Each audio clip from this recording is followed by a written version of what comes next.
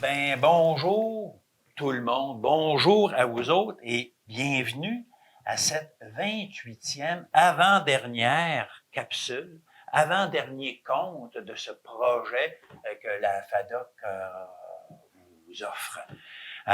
Merci d'être là.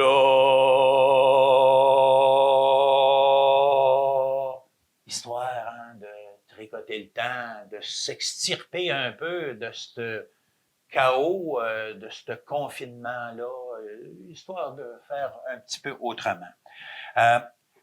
Hey, vous continuez de communier avec le paysage, même si c'est pas là, de la façon là, que le père, M. Jean avait montré au père Lassouche quand il était jeune. L'idée de communier avec le paysage, c'est de prendre le temps de s'arrêter et de se sentir porté par cet élan-là. C'est sûr, on est porteur de vie, mais des fois, de se sentir aussi qu'on est porté par cet élan de vie qui est là tout autour. Puis au printemps, c'est particulièrement plus évident quand tout se met à bourgeonner, puis à chanter, là, c'est particulièrement intéressant. Et de s'arrêter pour sentir comme le gros cœur battant de l'univers, puis qu'on fait partie de cette vie-là. Aujourd'hui, ça va être le dernier moment satisfaisant que je vais vous dont je vais vous faire part. Et je vais vous parler d'un moment de Francis, mon collaborateur dans le projet. Francis qui me disait que le confinement lui a permis de découvrir son environnement avec un nouveau regard. Lui qui aime faire de la randonnée puis un peu d'escalade, il a trouvé à quelques centaines de mètres de chez eux une belle paroi, une belle beau sentier là, de faire de la randonnée et de l'escalade. Et il a découvert ça avec un copain à lui. Et donc, cette exploration-là, ça lui a apporté une grande satisfaction. Puis si on veut connecter ça avec les trois grands besoins, le pouvoir de décider de dire, OK, j'arrête de regarder ailleurs, puis je porte mon regard plus proche et tout. Le pouvoir d'être encore capable de faire de l'escalade, il est jeune encore, c'est ça, là, tu sais, là, mais je veux dire, il y a du monde de son âge qui n'ont pas les mêmes capacités, donc il est bien conscient de ça. Il y a l'appartenance. Ben là, l'appartenance, c'est sûr qu'il l'a fait avec un ami, mais il parlait aussi de l'appartenance au territoire. C'est à côté, c'est dans son décor qu'il fait ça. Donc, le fait d'aller grimper cette paroi-là fait augmenter son sentiment d'appartenance à ce décor-là dans lequel il habite. Et puis, en termes de reconnaissance, ben c'est sûr, il y a la reconnaissance là, qui était accordée puis reçue avec le copain. Mais toute la fierté d'avoir fait ça aussi. Fait qu'on est encore dans du 3 pour 1, hein, et 3 en 1, c'est vraiment très bien. Donc, l'idée, c'est ça, hein, c'est de vos moments satisfaisants, d'essayer de les relier avec l'un ou l'autre ou plusieurs de ces trois besoins-là, justement pour en saisir mieux les contours, la saveur et tout. Donc, on va retourner sa galerie du Père Lassouche pour la suite des confidences du 18 mai 2014. À un moment donné, M. Aimé et moi, on est allé prendre une petite marche. On est allé jusqu'au premier banc. J'avais installé 2 bancs dans son entrée. Ces marches, il faisait moins longues. Il était rendu, là, il y avait eu 100 ans, je vous le rappelle. Hein? Fait que, c'était comme un 200 mètres pour se rendre au premier banc, puis on revenait. Puis un coup revenu, on a refait le plein de bonté, puis on est revenu se rasseoir dehors. Mais là, en se rassoyant, si je le voyais, faire en tout cas des soupirs et puis forcer un peu. Fait que là, il dit, coudonc, M. Aimé, il dit, c'est rendu difficile de vous asseoir. Là, il me regarde en me disant, c'est encore plus difficile de se relever, M. Yvon, c'est encore bien plus difficile de se relever. Il dit, vous savez, on dit souvent, hein, dans la vie, il faut savoir se tenir debout. Il faut mettre nos culottes. Ben, il dit, moi, j'ai compris qu'il faut faire des compromis avec la vie quand j'ai commencé à être obligé de m'asseoir pour mettre mes culottes, M. Yvon. Je trouvais qu'il avait le sens de l'humour quand même pour en parler de même. Là, je le regardais, et je dis, M. Aimé, je dis, vous êtes plus qu'un embellisseur de vie, là. Vous êtes plus qu'un embellisseur de vie. Vous êtes un véritable enchanteur. Là, il n'avait pas l'air trop fier de ce que je disais. Là, il me regarde. Oh, il dit, Monsieur Yvon. Il dit, je comprends que vous puissiez être ravi puis éprouver du plaisir à entendre les propos d'un vieux comme moi qui vous raconte ses aventures. Il dit, vous savez, il dit, le ravissement puis le plaisir, c'est ça qui sont les bases de l'enchantement. Mais non, je considère que je suis juste un embellisseur, Là, j'ai dit, ben voyons, Monsieur Aimé, j'ai dit, je suis plus que ravi, je suis émerveillé de ce que vous avez fait. Je trouve ça merveilleux, votre cheminement. Écoutez, vous avez voyagé, vous avez rencontré des arbres, des vieux, des gros, vous avez échangé avec ces arbres-là, vous avez persévéré, vous êtes devenu cuisinier dans des camps de planteurs d'arbres. Ça a été long, vous avez passé 40 ans que c'est arrivé, mais vous l'avez persévéré, et tout.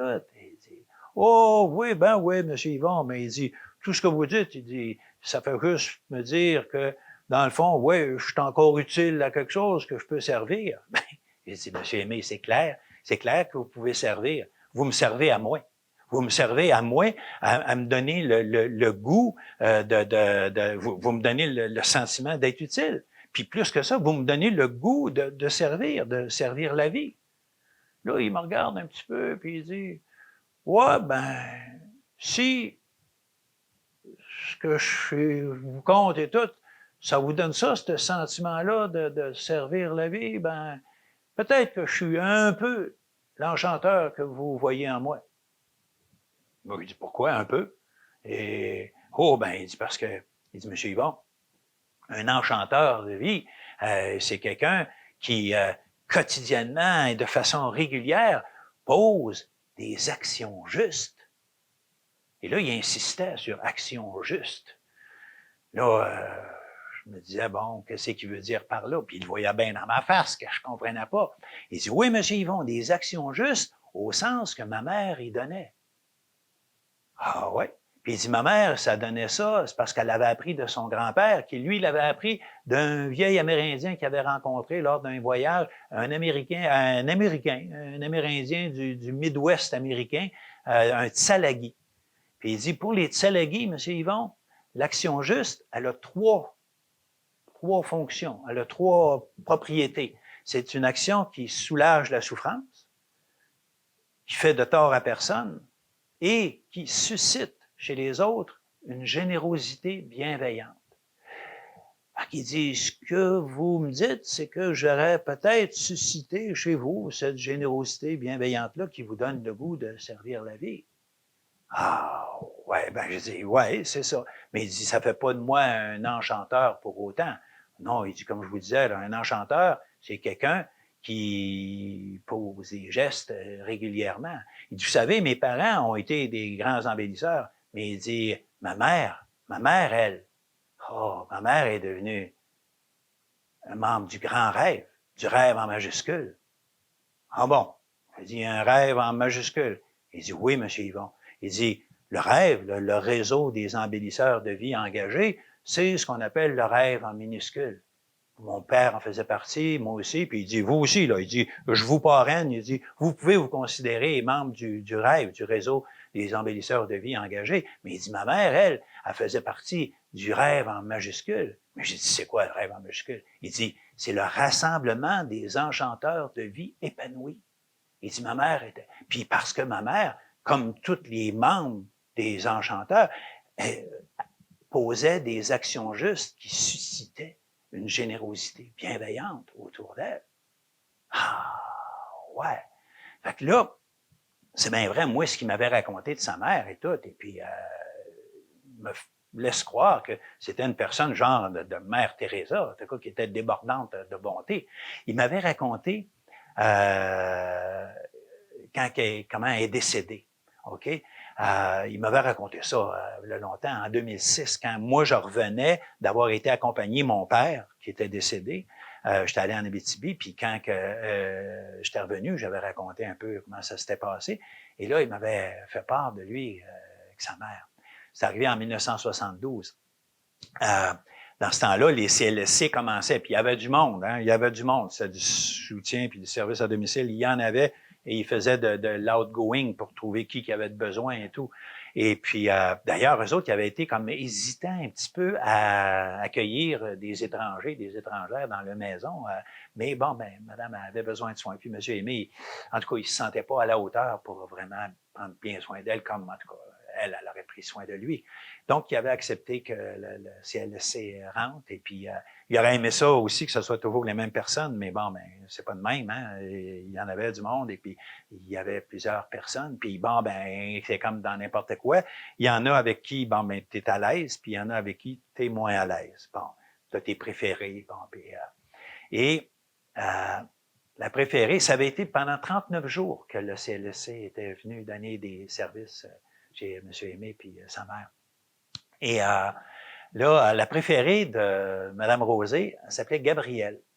Mme Gabrielle, Mme Rosé, elle disait que Gabrielle lui faisait penser à la seule goutte d'océan avec laquelle elle s'est entretenue pendant toute sa vie. Elle avait discuté avec plein de gouttes d'eau, mais d'océan juste une fois. C'est arrivé quand le père avait, en 1925, il avait 11 ans. Et il était allé en Gaspésie voir de la parenté à son père, M. Jean. Et puis là, quand elle s'était retrouvée sur le bord de l'océan, le golfe, elle regardait ça, elle n'en revenait pas. Et là, M. Aimé était resté avec son père, jouer dans le sable, pendant que Rosée s'était avancée dans l'eau, elle avait enlevé ses souliers, elle avait attaché sa jupe, elle était rentrée dans l'eau, puis là, elle avait fait une chanson amérindienne, puis elle avait trempé son doigt dans l'eau pour cueillir une goutte du bol, une goutte de mer, et elle l'avait amenée à son front, comme son grand-père lui avait montré, et elle avait écouté cette goutte-là qui a raconté son histoire. Ça avait duré quelques minutes, après ça, elle avait relancé la goutte à l'eau. Puis quand elle est revenue au bar, elle a raconté à Jean et Aimé ce que cette goutte-là leur avait confié. Cette goutte-là était tombée dans le fleuve, un peu à l'ouest de Montréal. Puis là, elle savait qu'elle était contente de tomber dans le fleuve. Elle savait que ce fleuve-là était pour l'amener vers la Grande Bleue, vers l'océan.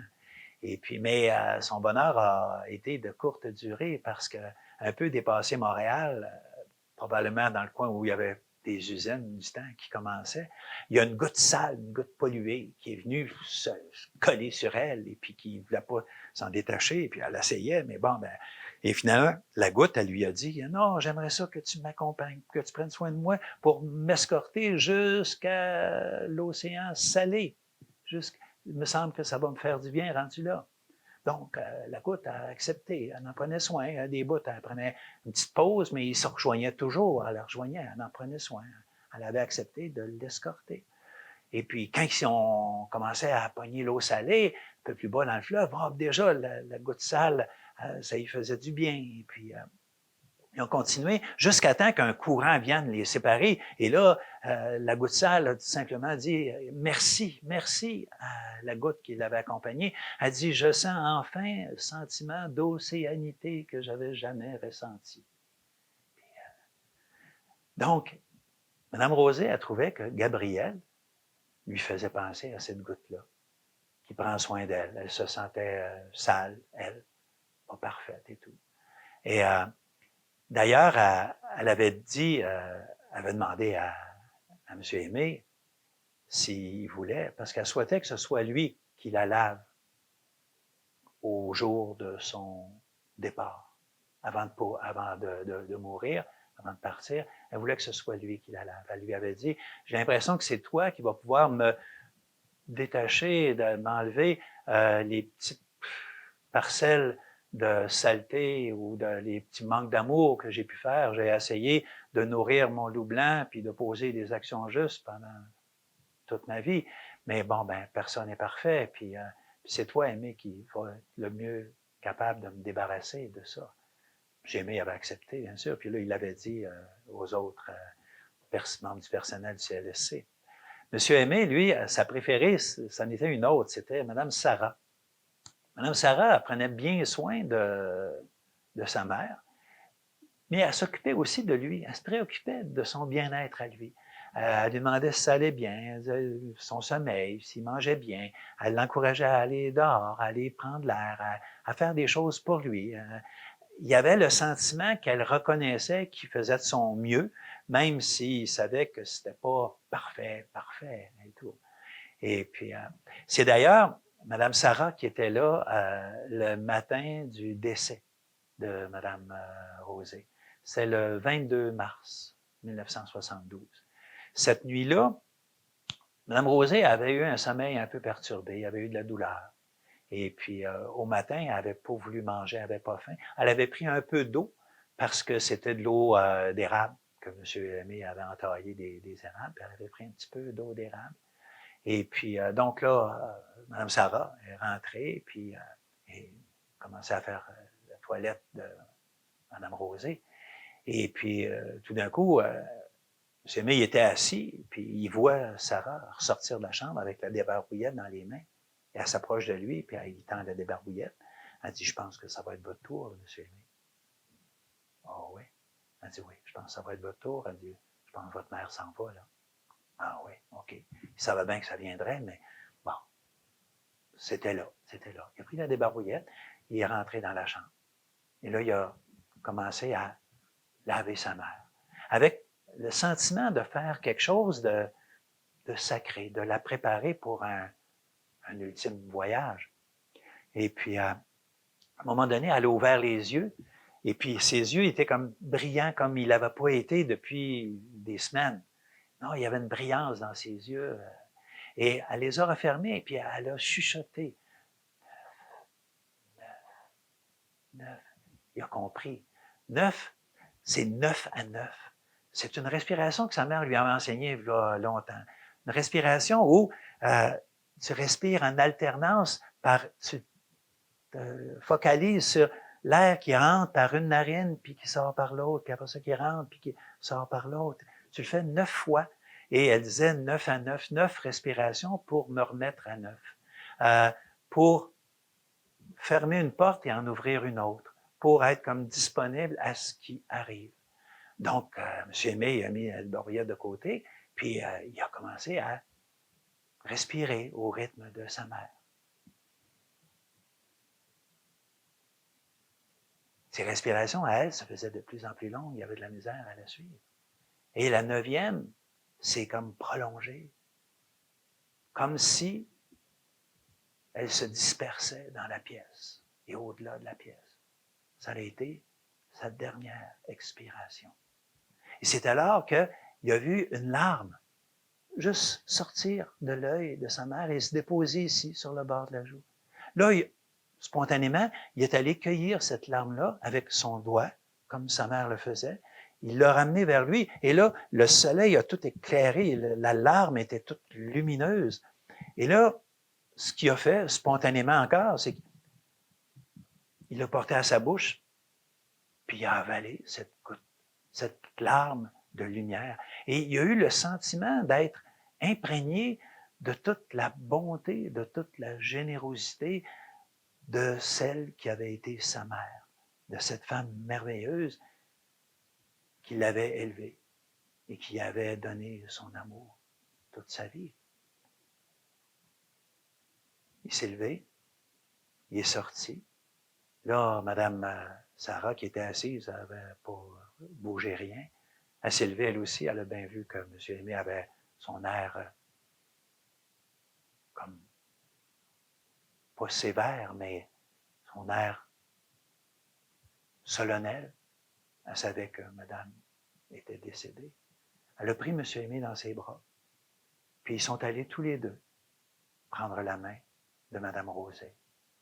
Ça a été le dernier matin de Mme Rosé, 92 ans, le 22 mars 1972. Je vais vous laisser là-dessus pour aujourd'hui. Et puis demain, on arrive avec la conclusion. La conclusion de cette application de ces histoires autour du Père Lassouche, de M. Aimé. La conclusion qui va faire de vous de véritables embellisseurs de vie, je l'espère. Donc, à demain. Je compte sur vous, puis je continue de compter pour vous encore une fois.